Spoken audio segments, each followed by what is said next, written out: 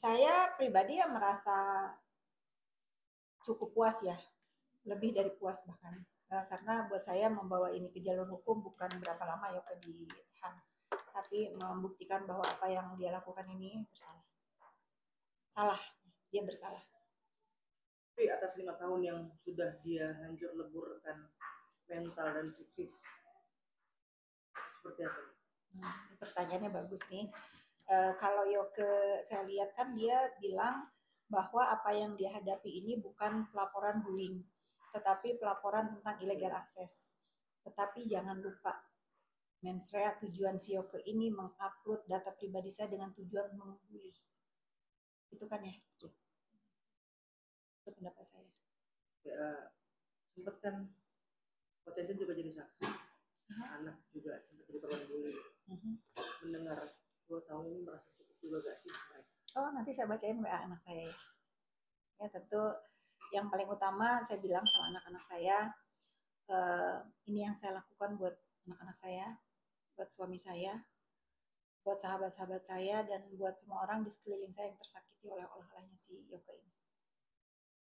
Kak, setelah kasus ini mencuat, psikologisnya terganggu seperti apa? Adakah perubahan sikap atau apa?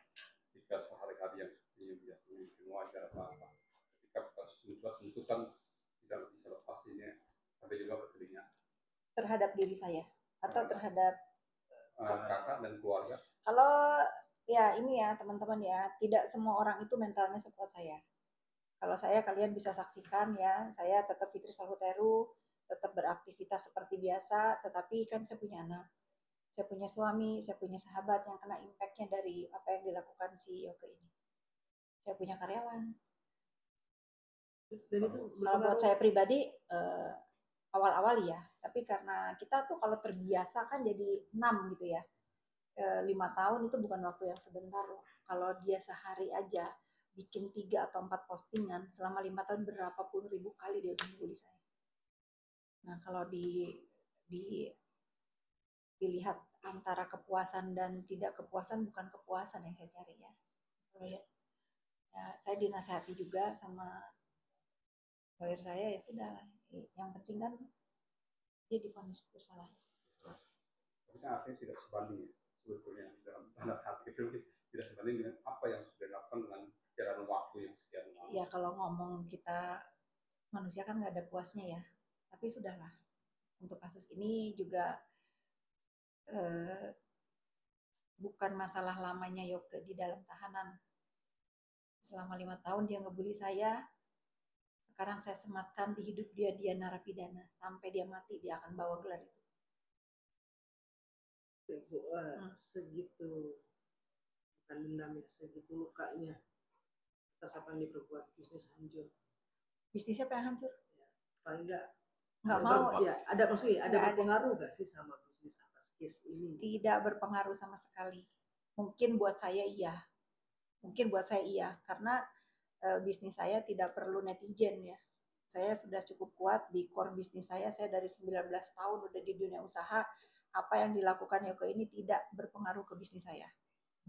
Ya, kecuali yang berhubungan dengan jasa. Nah, dan itu pun bukan karena apa ya, bukan karena saya nggak mau bertahan, tapi lebih ke saya nggak mau ngejaga. Kenapa klinik saya di Senayan saya tutup? Karena selalu apa yang terjadi di klinik saya itulah yang menjadi bahan si Yoko untuk membuli. Jadi dalam artian berpengaruh ke bisnis itu bukan karena bisnis saya bangkrut atau apa, karena saya sendiri merasa itu ini kayaknya nggak baik deh.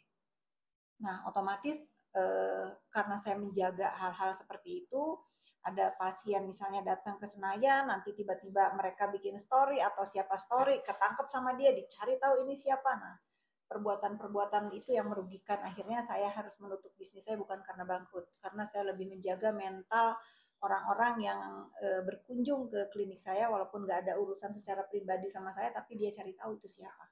Itu jahatnya Yoga itu seperti itu. Oke, kita memang tidak ada berurusan sama bisnis bisa dibangun kembali, tapi luka hati ini kan berbekas terus ya.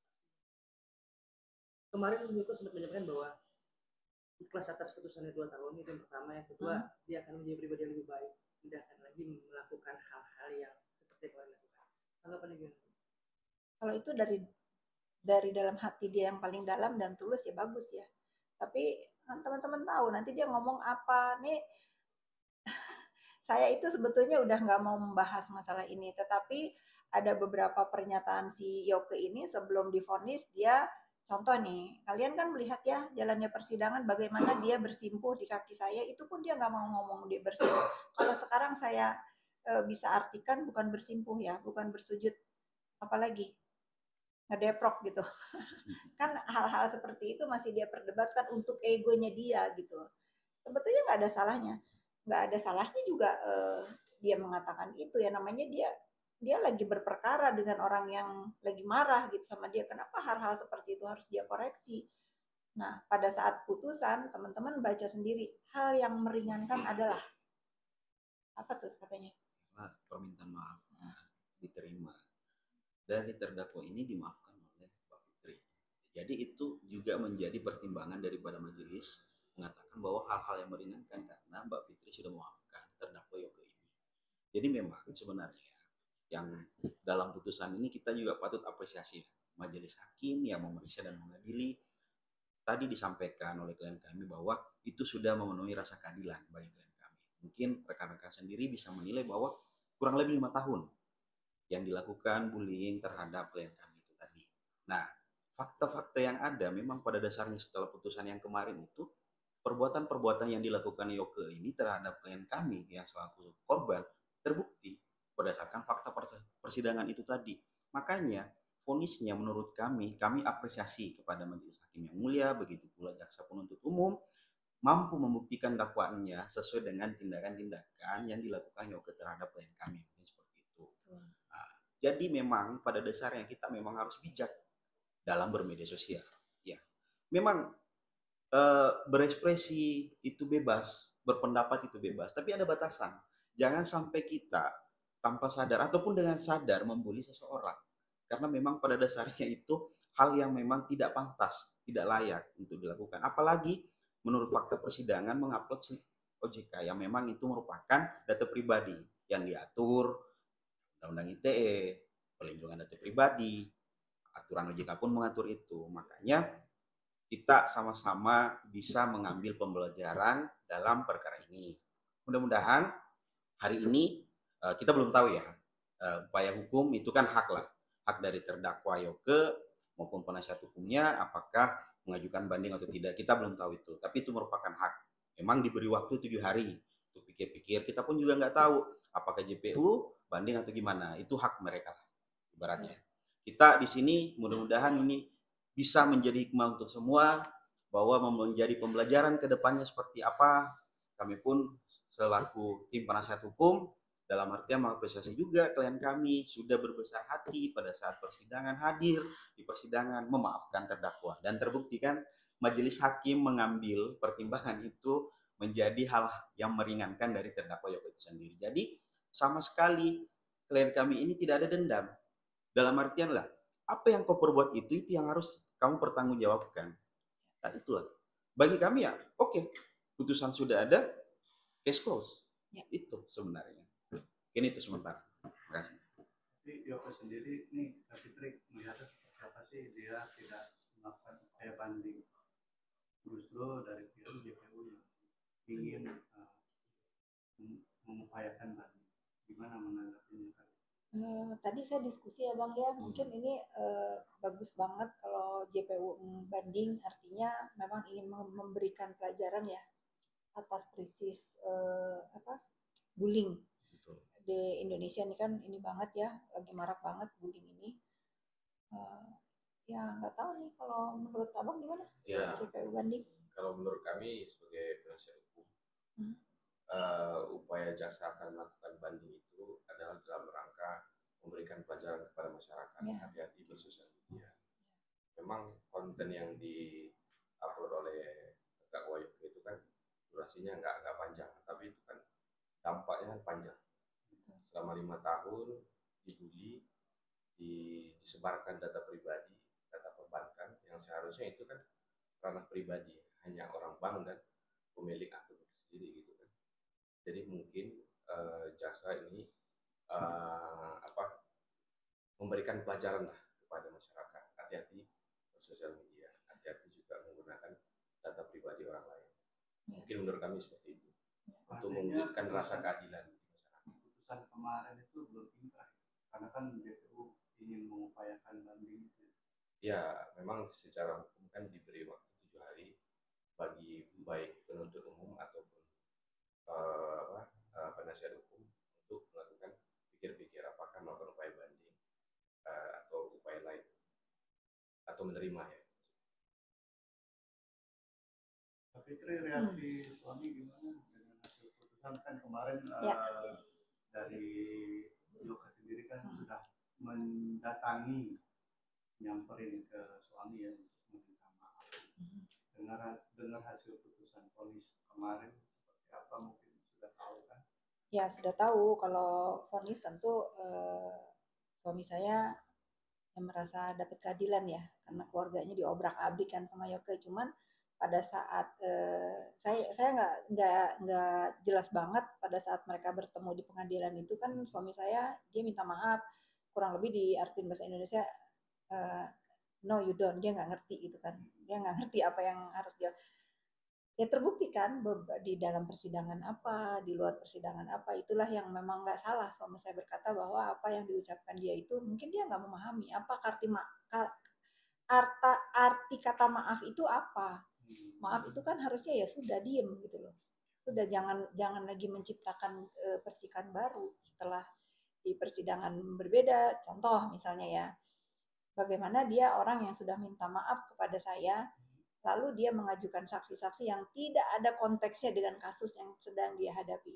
Coba kalau dia mengajukan saksinya keluarganya misalnya, apa yang dia maksud ini membawa saksi yang nggak ada konteksnya, yang enak gitu ya. Kalau saya sebagai pribadi ini orang nyari minta maaf tapi membuka peluang lagi untuk saya injek dia lagi gitu, mohon maaf ya, karena apa yang dia lakukan ini bukannya memang konsisten dengan perkataan maaf dia. Kenapa dia mengajukan saksi yang nggak ada konteksnya di luar ini, yang mohon maaf ya tanda kutip saya anggap sampah-sampah yang diajukan sebagai saksi dia itu.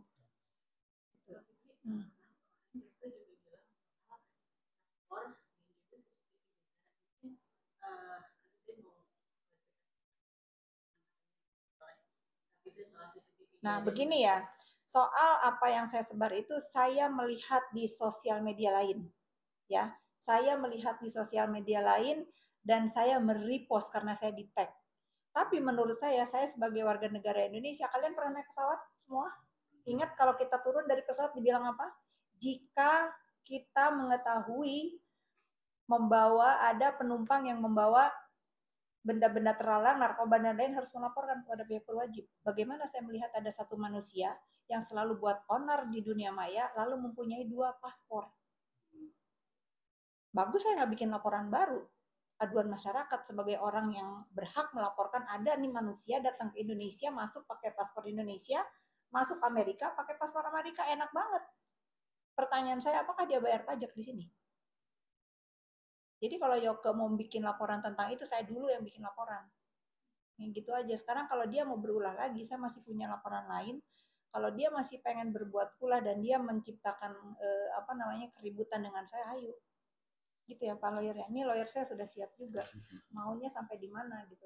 Udahlah kalau orang tuh udah minta maaf, udah menyadari, kan dia sendiri ngomong, ya sudah ini hasil perbuatan dia selama ini, dia menerima putusannya. Tapi kenapa dia menciptakan percikan baru dengan ujaran-ujaran seperti itu gitu.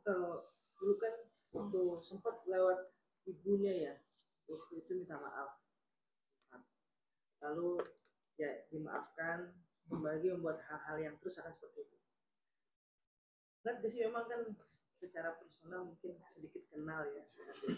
Memang ada sedikit kelabilan atau kejiwaan. Siapa yang kenal? Saya? Mungkin kenal sedikit secara... Enggak, saya nggak kenal dia, tetapi karena tadinya ibunya yang minta maaf sama saya sebagai seorang ibu pun akhirnya mau memberikan maaf bukan atas nama Yoga Hargono ya.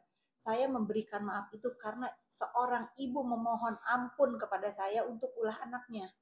Itu setelah saya melakukan itu, saya memberikan maaf, anaknya ini mungkin ulah terus gitu.